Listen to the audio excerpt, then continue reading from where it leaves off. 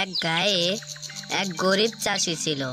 একদিন তার বউ বলে, শুনছো, এবার আমাদের কি হবে? আমরা অনেক কষ্ট করে তো এই ক্ষেতটা বনেছিলাম, এখন তো বর্ষার কারণে পুরো ক্ষেতটাই নষ্ট হয়ে গেল। এবার তো আমরা না খেতে পেয়ে মারা যাব।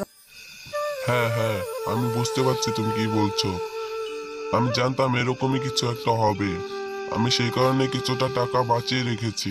বাবা ঠিক আছে, আমি বুঝতে পারছি আমাদের কি করতে হবে। তুমি বললে না কিছু টাকা বাঁচিয়ে রেখেছো, সেগুলো দিয়ে আমরা টমেটো চাষ করব। আমি শুনেছি এবার নাকি টমেটোর দাম অনেক বেশি। এবার আমরা টমেটো ক্ষেত করে যেটুকু টাকা পাবো সেটুকু টাকা দিয়ে আমরা আরো চাষ করতে পারবো। কি মজাই হবে! ইয়ে! ছেলেটা কথাটা কিন্তু মন্দ বলেনি।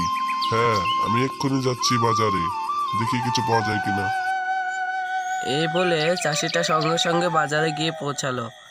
আর তারপর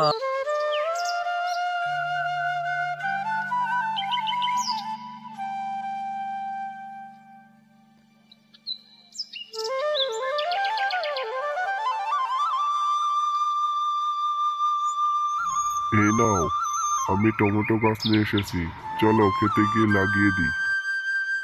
তারপর তারা তিনজনে খেতে গিয়ে টমেটো গাছগুলো লাগিয়ে দিল। আর কিছুদিনের মধ্যেই সুন্দর ফটফটে অনেকগুলো টমেটো হয়ে গেল। আর তাই নিয়ে তারা সুখে শান্তিতে জীবন কাটালো।